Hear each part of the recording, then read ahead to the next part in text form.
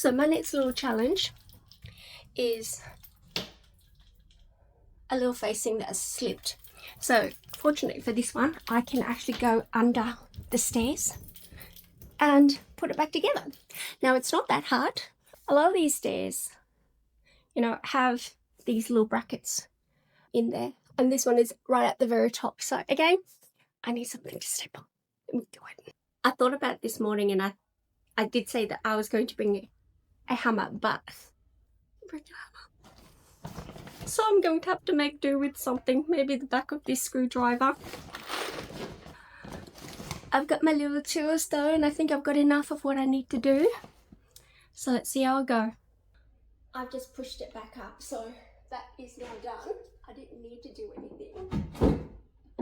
Oh, I know what it is. So what's caused this, looks like there's a little bit of movement, and these things only locked in. That's on that side.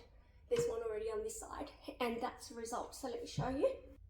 So under the stairs, this is the piece that's missing. So you can see they've glued it. So they just get wedged between, and they have glued it in place.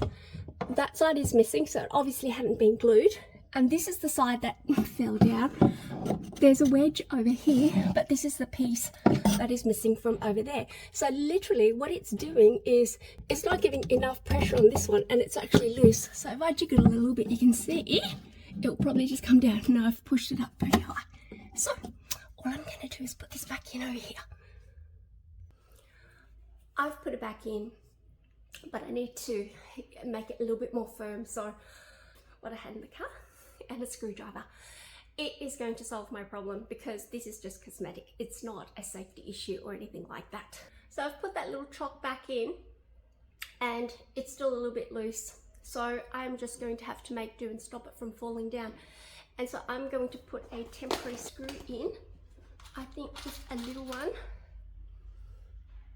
Okay, there's a nice piece of cross beam that I can screw into, and that's all I'm going to do to stop that facing from slipping down again, because it seems like that right hand side is what's slipping.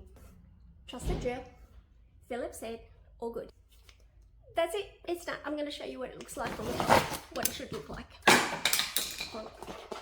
Let me just tidy up first, because I don't need the little horse that he had that I used to step on.